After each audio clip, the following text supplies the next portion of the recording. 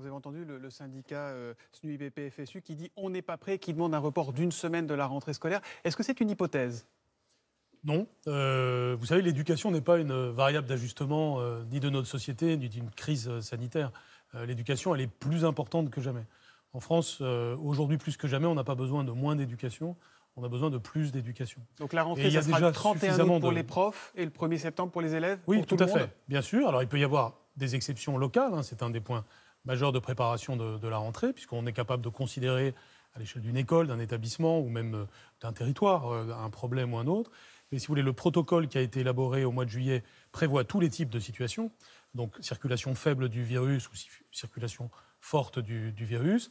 Et ce protocole établit un certain nombre d'éléments qui sont d'ailleurs bien résumés dans votre reportage, qui nous permettent d'assurer les deux objectifs que nous avons, qui sont premièrement la protection de tous, les élèves et les adultes, mais aussi l'éducation pour tous, qui est quelque chose de fondamental et qu'on ne saurait minimiser. Alors on va rentrer dans le détail parce que la circulation du virus n'est pas la même aujourd'hui que ce qu'elle était au mois de juillet quand ce protocole a été établi.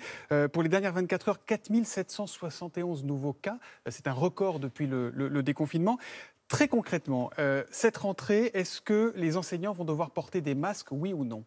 Oui, l'ensemble des acteurs porteront des masques. Alors, s'agissant des adultes, ils portent le masque. On le voit d'ailleurs dans votre reportage. S'agissant des élèves, il s'agit des élèves de 11 ans et plus, autrement dit les collégiens et les lycéens. Et ce que nous avons ajouté par rapport à ce que nous envisagions début juillet, c'est que ce port du masque sera systématique de la part de tous les élèves à partir de l'âge du collège et non pas seulement lorsqu'il n'y a pas de distance physique. Ça veut dire que les élèves de plus de 11 ans porteront le masque pendant la classe, dans les couloirs, pendant la récré ? Oui, alors là on parle des espaces clos. Dès lors qu'on est dans des espaces aérés, il peut y avoir... Là, le règlement intérieur peut prévoir qu'on enlève le masque. Là, c'est à l'appréciation locale, évidemment. Mais le principe, c'est le port du masque par tous les élèves dès lors qu'on est dans un espace clos. Ça s'additionne avec d'autres mesures, comme celles qu'on a vues, brassage de l'air, limitation aussi du brassage des classes, et puis évidemment aussi la question du lavage des mains. Mais pourquoi ne pas imposer le masque aux élèves plus jeunes en école primaire ? On ne comprend pas très bien, Jean-Michel Blanquer. Le masque va devenir obligatoire, systématique même, le jour de la rentrée d'ailleurs, dans toutes les entreprises du pays. Finalement, une classe, c'est comme un open space, c'est comme une salle de réunion. Alors pourquoi, pour les adultes dans les entreprises, on dit masque pour tout le monde, et pour les élèves en primaire, on dit non, il n'y a pas besoin ? Vous savez, sur ce point comme sur les autres, on s'est quand même appuyé sur les avis scientifiques, même si les scientifiques ont parfois eu des approches qui ont varié sur ces questions.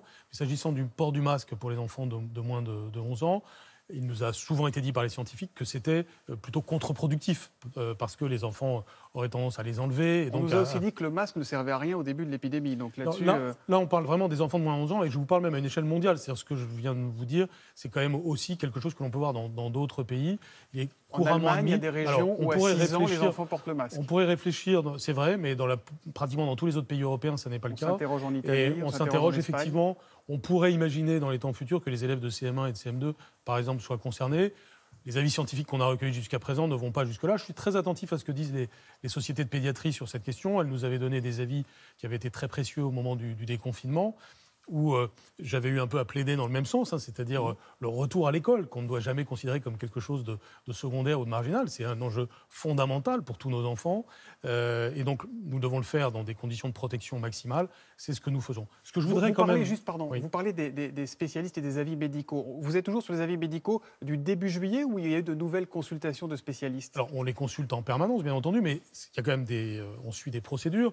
Il y a le Haut Conseil de la santé publique qui a nourri les décisions qu'on a prises dans le cadre du Conseil de défense. Et je rappelle que les décisions qu'on a prises prévoient différentes modalités. Autrement dit, les modalités à faible circulation du virus, et puis des modalités en cas de forte circulation du virus. Donc, les hypothèses ne valent pas que pour la rentrée scolaire, elles peuvent valoir pour après. S'il y avait une plus grande circulation du virus dans les temps à venir, dans un territoire donné, alors nous pourrions accentuer certaines mesures, typiquement des mesures mixtes, on peut dire, c'est-à-dire un peu d'enseignement à distance, un peu de présence pour avoir des plus petits groupes d'élèves. Nous y sommes prêts, y compris sur le plan pédagogique, avec des heures de cours enregistrées, avec l'enseignement à distance qui est prêt. C'est-à-dire qu'il pourrait y avoir un reconfinement ou des reconfinements partiels d'élèves en fonction des situations dans des lieux donnés. Bien sûr. Et ça, dès le mois de septembre, en cas de nécessité, pour tenir compte des situations spécifiques d'un département ou d'un lieu. C'est pourquoi il y a un travail très étroit quotidien entre les recteurs, les préfets, les directeurs et directrices des agences régionales de santé, de façon à établir la situation et être capable de prendre des mesures appropriées. Donc il y a une mesure générale qui est celle que je vous ai dite, avec rentrée de tous le 1er septembre, mais une capacité d'adaptation territoire par territoire. On va s'intéresser à ce qui se passera territoire par territoire, et notamment dans les écoles où il y aura des cas qui seront déclarés. Mais avant, on va revenir sur ces enfants, cette question des enfants. Sont-ils, oui ou non, des agents contaminateurs? C'est un peu comme les masques, hein. On a entendu tout et son contraire sur ce sujet depuis le début. Une nouvelle étude, d'ailleurs, ne permet pas vraiment de sortir des incertitudes. Et au final, les scientifiques sont divisés et nous, on est un peu perdus. Catherine Rougerie, Clément Pravaz et Frédéric Bonne. Dans quelques jours, ils reprendront leur cartable. Que sait-on aujourd'hui des enfants et du virus? Les moins de 18 ans représentent moins de 5% de l'ensemble des cas de Covid-19. Souvent asymptomatiques et moins transmetteurs du virus que les adultes, contrairement à une idée émise au début de l'épidémie. On est parti, et ça relève du principe de précaution, de l'idée que les enfants pouvaient transmettre le SARS-CoV-2 de façon importante. Les études ultérieures, en fait, ont montré que la transmission se fait préférentiellement des adultes vers les enfants, plus en tout cas que des enfants vers les adultes. Reste que le virus circule toujours activement sur tout le territoire, ce qui inquiète les pédiatres, car les enfants vont se retrouver réunis dans des lieux clos. Même si les enfants sont moins contaminés, moins contaminants, il va quand même y avoir des cas dans les crèches et dans les écoles. Donc il faut déjà anticiper. Les médecins demandent aussi des tests salivaires, moins désagréables et plus rapides que les tests PCR, et plus de vaccins contre la grippe et la gastro-entérite pour éviter la surcharge des cabinets médicaux et les erreurs de diagnostic, car les symptômes entre ces deux maladies et le Covid sont souvent similaires. Alors Jean-Michel Blanquer, on voit qu'on n'a pas possibilité d'avoir un avis tranché sur la question. Pourquoi ne pas appliquer tout simplement le principe de précaution élémentaire? Dire voilà, comme on n'est pas sûr, on protège les enfants, y compris les plus petits. Alors on les protège, ça va de soi, et c'est notre principal critère, c'est la protection. N'oublions pas qu'il ne s'agit pas uniquement de les protéger contre le Covid-19, il faut aussi les protéger contre toutes sortes de maladies, et je serai évidemment très attentif à ce que les pédiatres nous disent sur la vaccination, qui est un point très important. N'oublions pas aussi qu'il y a d'autres maux pour nos enfants. Des enfants qui ne vont pas à l'école peuvent être des enfants déscolarisés, peuvent être des enfants qui prennent des retards qui ne seront pas rattrapés plus tard. C'est encore plus vrai d'ailleurs à l'école primaire qu'ensuite. Donc c'est mon rôle de ministre de l'Éducation nationale, c'est mon devoir, c'est ma responsabilité que d'assurer que l'éducation se réalise au maximum, alors qu'elle se réalise évidemment dans des conditions de protection. Et comme je vous le disais, ces conditions de protection sont rassemblées. Je suis en accord profond avec ce que l'on voit dans votre reportage. Ça résume bien ce qui a été dit par les scientifiques dans le temps. Et les recommandations qui sont faites sont des recommandations que l'on va suivre aussi, bien entendu. Vous le disiez tout à l'heure, masque obligatoire pour tous les profs, tous les enseignants et pour les enfants de plus de 12 ans, à partir du collège, pour faire simple. Ces masques-là, ils seront fournis par l'école, fournis par l'établissement scolaire? Alors là aussi, on fait ce qui se passe dans le reste de la société, que ce soit dans le secteur privé ou dans le secteur public. Autrement dit, les employés, les personnels de l'éducation nationale auront un masque fourni par l'institution. Et puis le masque pour les élèves est une fourniture comme une autre, comme on vient avec sa trousse ou ses cahiers donc c'est les à parents l'école. qui devront le fournir. Donc, avec désormais les masques lavables. Évidemment, dans les cas les plus extrêmes, on sera capable de fournir des masques aux enfants si nécessaire. Je rappelle qu'on a augmenté l'allocation de rentrée scolaire de 100 € à l'occasion de cette rentrée. C'est une augmentation considérable et exceptionnelle pour chaque enfant. Et que donc on aide les familles actuellement. Il pourrait y avoir un autre coup de pouce un peu plus tard ou pas? C'est déjà un très fort coup de pouce, 100 € par enfant et par famille. Donc c'est quand même à noter. C'est aussi fait pour accompagner les familles dans une situation dont on sait qu'elle est difficile sur le plan sanitaire, mais aussi sur le plan social. Jean-Michel Blanquer, cas pratique. On est dans une classe. Il y a 1 ou 2 cas de Covid. Qu'est-ce qui se passe? On ferme la classe? On ferme l'école? Qu'est-ce que vous faites? On fait immédiatement des tests. Je rappelle qu'il y a une politique de tests qui est très claire, là aussi définie par sur la classe, les sur autorités sanitaires. Alors, sur la classe et sur l'école. Autrement dit, des cas contacts. Dès qu'il y a un enfant ou une personne qui est symptomatique, comme ça se fait aussi dans d'autres pays du monde, on fait le test donc, de tous ceux qui peuvent être concernés. Et à partir de là, on remonte la chaîne de contamination de façon à prendre les mesures d'isolement. Vous pouvez remarquer on ne ferme pas forcément l'école. Après, c'est au cas par cas qu'on prend les mesures. Ça peut être la fermeture d'une classe, la fermeture d'une école. C'est avec les autorités de santé que nous décidons. Regardez ce qui s'est passé en Mayenne cet été. Au début de l'été, on disait que la Mayenne était un département particulièrement en difficulté, c'est vrai, sur le plan du Covid, eh bien, des mesures de ce type ont été prises, c'est-à-dire tests systématiques ciblés, capacité de remonter les chaînes de contamination, et finalement, cela a permis de contenir l'épidémie. Donc on a maintenant, avec l'expérience mondiale accumulée sur ces questions, une certaine capacité de réaction. Notre objectif, c'est notamment d'être capable de réagir dans les 48 heures à chaque fois que des symptômes sont signalés en termes de tests de l'ensemble des personnes qui sont en contact. On a beaucoup de questions avec le hashtag On vous répond. Je vous demandais des réponses rapides si c'est Bien possible. sûr. On va commencer avec Corikil91.